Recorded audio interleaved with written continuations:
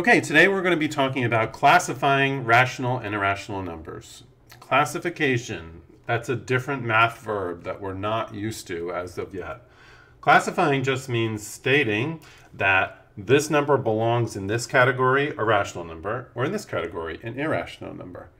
Rational number, that is any number that can be represented as the ratio of two integers, or as a fraction p over q, where p and q are both integers, as it states in the top left here.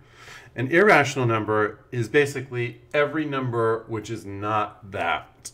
Okay, so irrational numbers, the definition is a little tricky. The best thing to do is to remember them in terms of the examples of numbers that they connotate, because everything which is not rational is kind of hard to differentiate in your head a bit. But once we get into the examples down below, we'll see. So this middle portion is the decimal representation of rational and irrational numbers. A rational number's decimal is either a terminating decimal, that means it stops and does not keep going, or it's a non-terminating decimal. It does keep going, but there's a pattern that it keeps going in. So let's look at that first before we jump into the examples of irrational numbers. For instance, this 2.35 with the bar over it, here's what that means. That is 2.35, right? But then 3.5 just keeps repeating. Let me get those three right. 3.5. 3.5, 3.5, over and over and over again, right?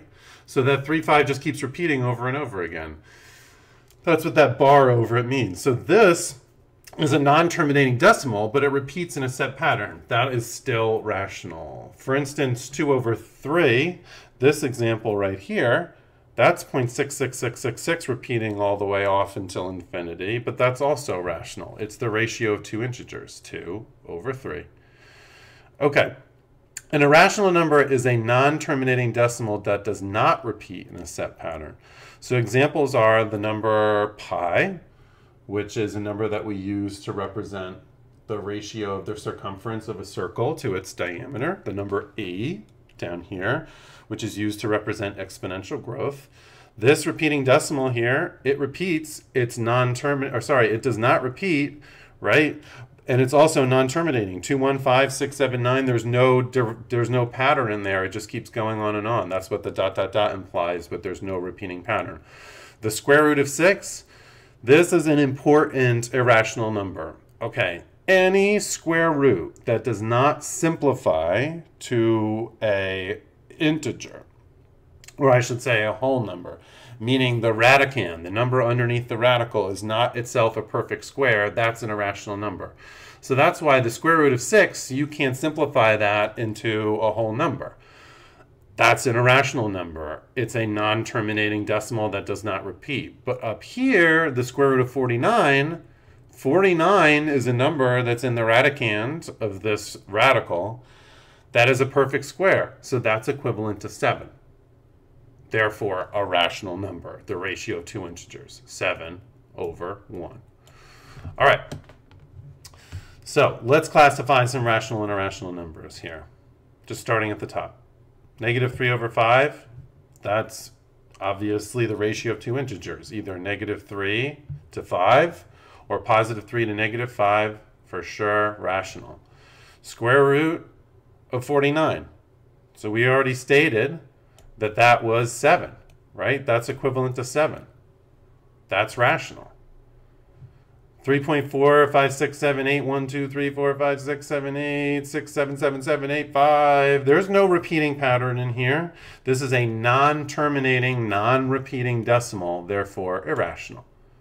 2.3356, well, that implies that this is 2.3356, and then again repeats 3, 3, 5, 6, and then 3, 3, on and on and on and on. I'm just going to represent that with the ...